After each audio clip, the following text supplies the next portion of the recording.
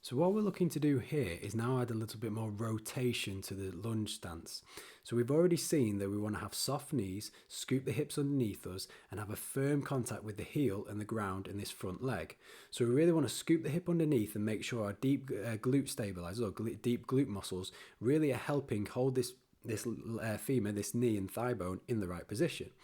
Now, by twisting to one side, we're recreating elements of the gait cycle, so the walking cycle, but really doing it in a way which is accentuated.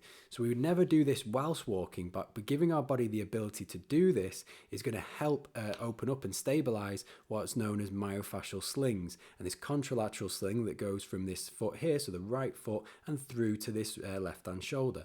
As the right foot is going forward whilst we're walking, so is the left shoulder rotating towards the midline. So what we want to do here is scoop up, so have the hips underneath us, slight bend in the knee, and we're going to inhale like so as we rotate very, very steadily towards the floor. Now, if you find that your hips kick out to the side or you lose balance, simply reduce the amount of rotation and forward lean.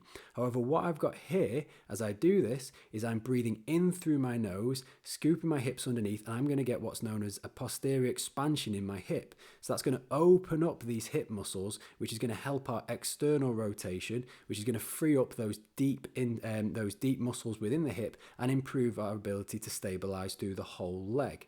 So what we want to do is breathe out, go back to the original position, and we're going to breathe in and rotate towards that front foot. And as you keep doing this, what you'll notice is that your glutes will start to really feel like they're working harder and harder. And what you can then do is do some more dynamic movements to different directions. So we can go out to the side, and as we do this, open up the stretch throughout this whole front line in the back leg, and we can even reach towards the ceiling like so.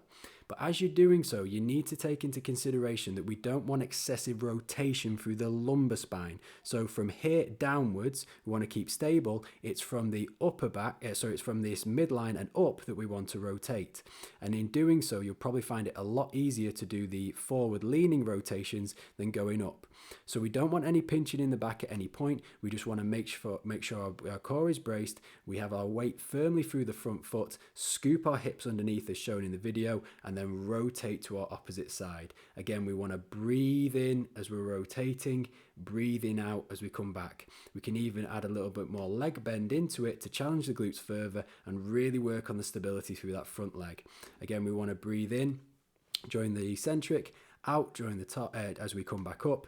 You can do anywhere from 5 to 10 to 20 breaths per side, and perhaps spend a little bit longer on one side which feels either tighter or weaker, but ensuring our hips are in the correct position.